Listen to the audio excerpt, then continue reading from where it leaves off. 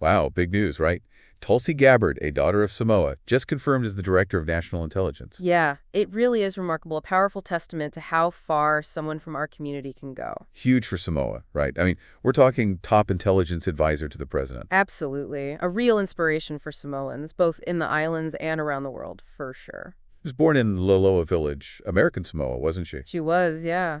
And now she's reached one of the highest positions in the U.S. government. And it's not just the position itself, but the journey. The journey is marked by such a deep commitment to service. To both her country and her values. Exactly. I mean, she joined the Hawaii Army National Guard Back in 2003. and served 2 tours of duty in the Middle East. Mm-hmm. Didn't she even withdraw from a re-election campaign to fulfill her deployment? She did, yeah. She put service above personal ambition. That says a lot about her character. It really does. And that military experience all the way to lieutenant colonel in the U.S. Army Reserve has clearly shaped her views on national security. She served 4 terms in the U.S. House of Representatives representing Hawaii. Right. And during that time, she was never afraid to speak her mind. Okay, let's unpack that a little bit. What exactly does that term refer to? I think some of our listeners might not be familiar with it. Well, it's a term that describes the close relationship between the government, the military, and the defense industry.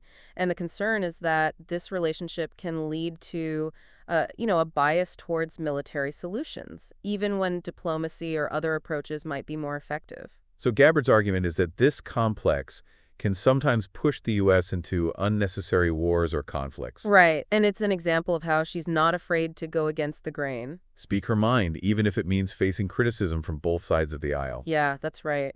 And she's definitely faced her share of criticism over the years. Her views on foreign policy, especially her approach to countries like Syria and Russia, has sparked a lot of debate. It's true. Her willingness to engage in dialogue with leaders who are often seen as adversaries, it's been controversial. So she believes that talking, even with those we disagree with, is better than resorting to military action. Absolutely.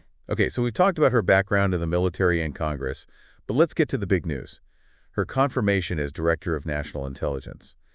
That vote was close, wasn't it? Very close, 52 to 48.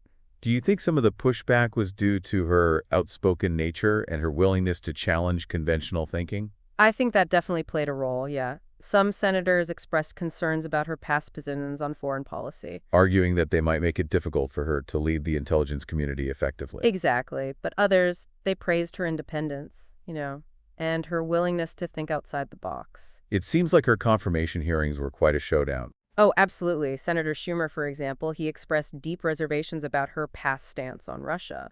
But then you have Senator Thune on the other side arguing that the Democrats were trying to silence a strong independent voice. Right. And in the end, she secured enough votes to be confirmed. And speaking of the Samoan community, I'm curious to hear how they've reacted to her appointment. Well, there's a lot of pride, that's for sure. Congresswoman Amata, who represents American Samoa, has been very vocal in her support. She even called it a historic moment. I bet.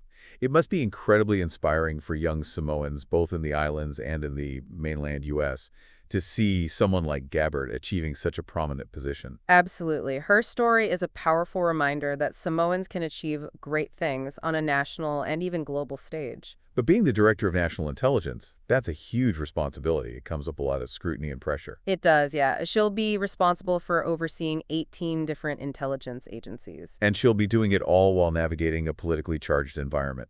It's a demanding job, no doubt. Well, one thing's for sure.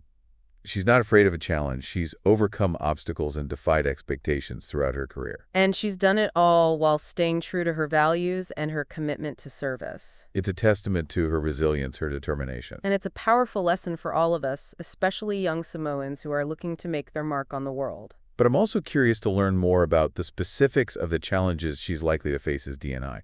What are some of the key issues she'll be dealing with? Well, the intelligence community is facing a rapidly changing threat landscape. We're talking about everything from cyber attacks and terrorism to the rise of China and the ongoing conflict in Ukraine.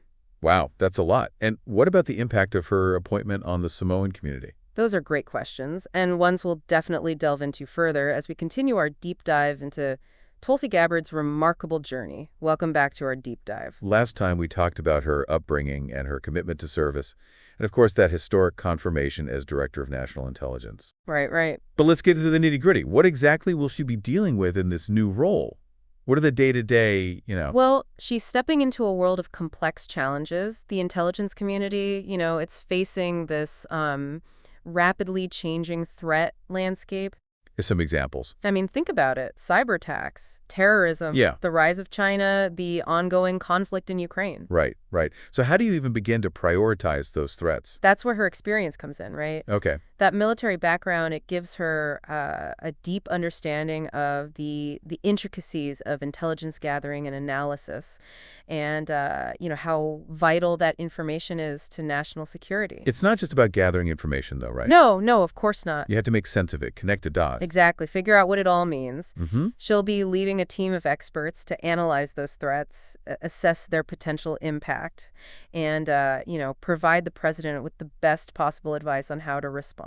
So she's like a strategic chess player, almost. Yeah, that's a great analogy. Anticipating moves, planning counter strategies. Right, right. But just like in chess, there's always, an element of uncertainty. The intelligence world is constantly evolving, and there will always be surprises, unforeseen challenges. We talked a little bit about some of the controversies surrounding her views on foreign policy. How do you think those might play out now that she's in this position? Well, it's certainly going to be interesting to see how her approach evolves. Remember, she's been a strong advocate for diplomacy and a more restrained foreign policy. Okay.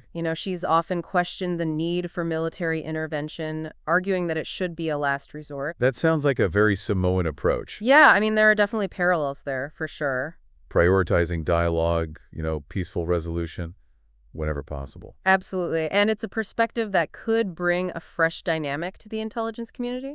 But what about situations where diplomacy fails? How might she approach dealing with, say, aggressive actors like Russia or China? That's where things get really interesting. She's been critical of what she sees as unnecessary escalation with both countries, Okay. advocating for a more nuanced approach, one that balances firmness with a willingness to engage in dialogue. So it's not about being hawkish or dovish. It's about finding that middle ground. Exactly, where you can deter aggression without resorting to, unnecessary conflict. You mentioned cybersecurity earlier as one of the major threats she'll be facing.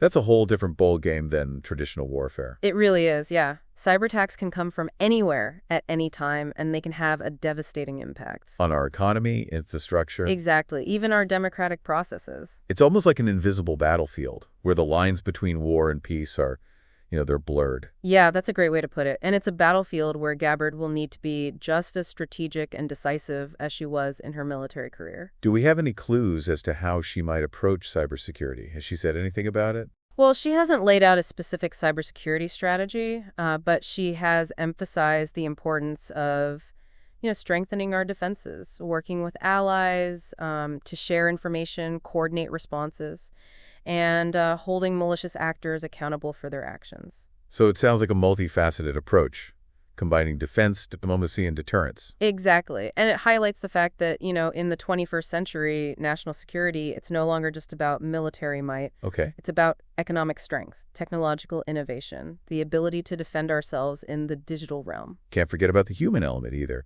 Terrorism is still a very real threat. How might Gabbard's approach to counterterrorism differ from her predecessors? That's a crucial question. She's been critical of what she sees as the overreach of the war on terror, Okay.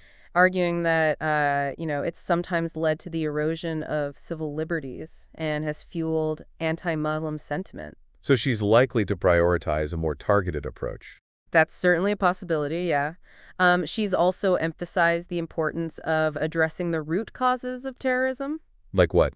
Well, like poverty, inequality, political instability. Right, right. So if you can address those underlying factors, you can prevent terrorism from taking root in the first place. Exactly. And it highlights the fact that national security, it's not just about responding to threats, but also about preventing them. This is also fascinating. It makes you realize how complex and interconnected these issues are. It absolutely does, and it underscores the immense responsibility that Gabbard now carries. You mentioned a Samoa news poll earlier. They showed some mixed feelings about her appointment, right? They did, yeah. So not everyone was thrilled. Well, while many Samoans are incredibly proud to see one of their own reach such a high level of government, there are also those who have expressed concerns about her political views. Like what? What are they worried about?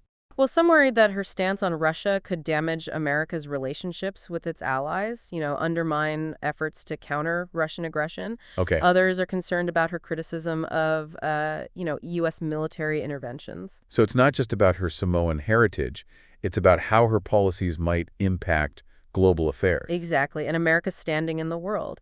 And it's important to remember that even within, a relatively small and close-knit community like the Samoans, there's a diversity of opinions and perspective. Good point. It's a reminder that even when celebrating a historic achievement, it's crucial to acknowledge and respect those differences of opinion.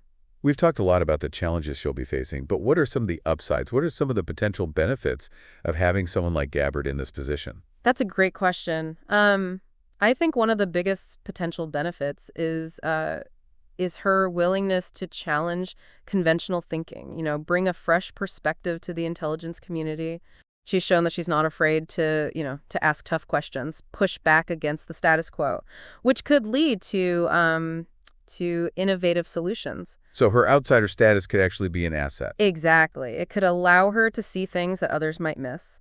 And her commitment to diplomacy and dialogue, it could be valuable in a world where tensions are running high. Her military background could also be an advantage, right? I mean, she understands that world. Absolutely. And her experience serving in combat zones gives her a firsthand understanding of the human cost of war. And the importance of using military force only as a last resort. Exactly. It sounds like she brings a unique combination of skills and experiences to this role. What does her rise to this position tell us about the evolving role of Samoans in American society and politics? What does it say about us? That's a really important question. Her story, it's a powerful testament to the growing influence and visibility of the Samoan community in the U.S. I like that. It shows that Samoans are breaking down barriers, achieving success in all walks of life, including, at the highest levels of government. It's an inspiration for young Samoans who aspire to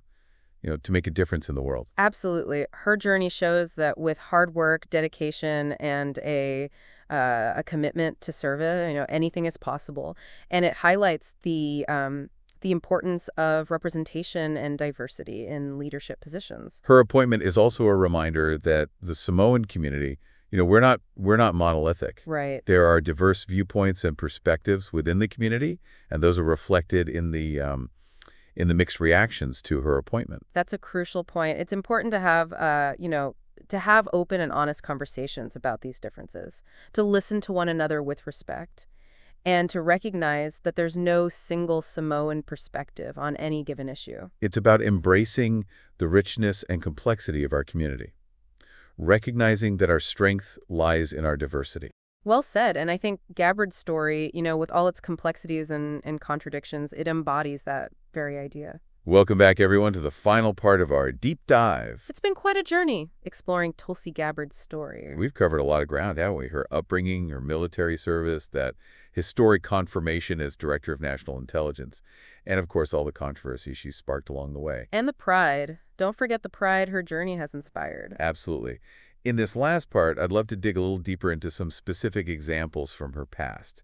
Moments that have really defined her and her approach to national security. Yeah, I think that's a great idea. Those concrete examples, they often reveal so much more than just general statements. One moment that really stands out to me, and I think to a lot of people, is her trip to Syria in 2017, where she met with President Bashar al-Assad. I mean, that was a huge deal. Incredibly controversial, that's for sure. Right. I mean, she was meeting with a dictator, someone accused of horrific human rights abuses.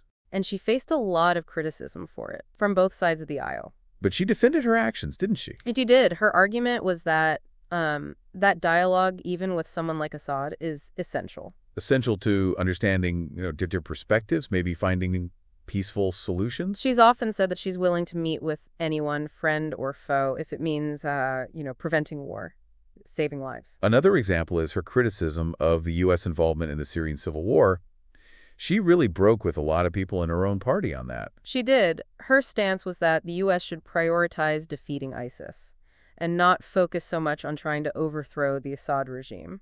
And she argued pretty consistently that U.S. interventions in the Middle East haven't always Well, they haven't always worked out so well, have they? Right. She's even used the term regime change wars. Yeah, to describe what she sees as a pattern of, well, of misguided U.S. foreign policy. That term has definitely ruffled some feathers, for sure. It challenges a lot of assumptions about, America's role in the world, and it ties into her skepticism of the military-industrial complex, right? Exactly. She's been very vocal about that. Her belief is that, that this complex, it often pushes the U.S. into unnecessary wars. Wars that benefit defense contractors but end up costing lives and resources.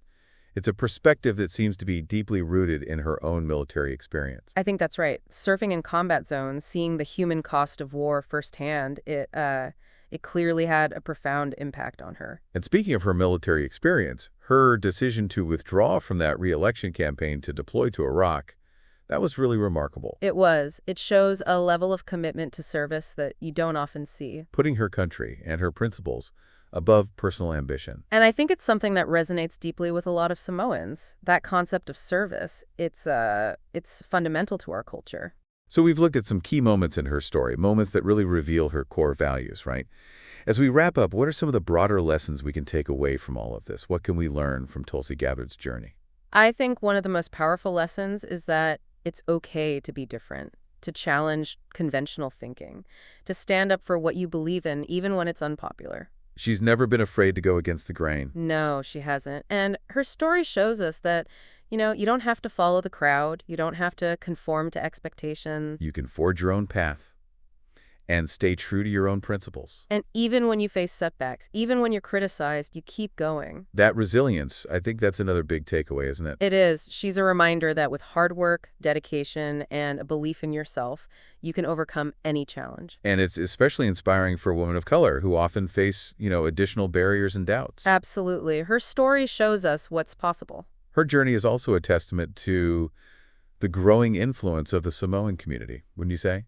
Without a doubt. She's a symbol of the contributions that Samoans are making to American society at all levels. It's a sign of progress, and I think it's a source of pride for Samoans everywhere. It is, but it's also a reminder that our community isn't monolithic, right? Right. There's diversity of thought, diversity of opinion. And that's a good thing. It's something to embrace. We need to have those open and honest conversations, listen to each other, respect each other's viewpoints. Because ultimately, our strength comes from our diversity. I think Tulsi Gabbard's story, with all its complexities and contradictions, really embodies that spirit, don't you think? I do. It's a reminder that individual journeys, even ones that are full of challenges and controversy, can have a ripple effect. They can make a difference. And her story is far from over. It's going to be fascinating to see what she does in this new role, what kind of impact she has on the intelligence community, on U.S. foreign policy, on the world. I agree. This is just the beginning of a new chapter, and I can't wait to see what unfolds. And for all of you listening out there, we hope Tulsi Gabbard's story inspires you to keep learning, keep questioning, and keep those conversations going. It's a reminder that even seemingly individual journeys can have a profound impact on the world around us. And if you're looking for more deep dives like this one, be sure to subscribe to Inaiti Creative Channel. We're dedicated to bringing you real stories, facts, not fiction, that shine a light on the issues that matter most to our community. So until next time, keep learning, keep questioning, and keep the conversation going. This is Inaiti Creative, signing off.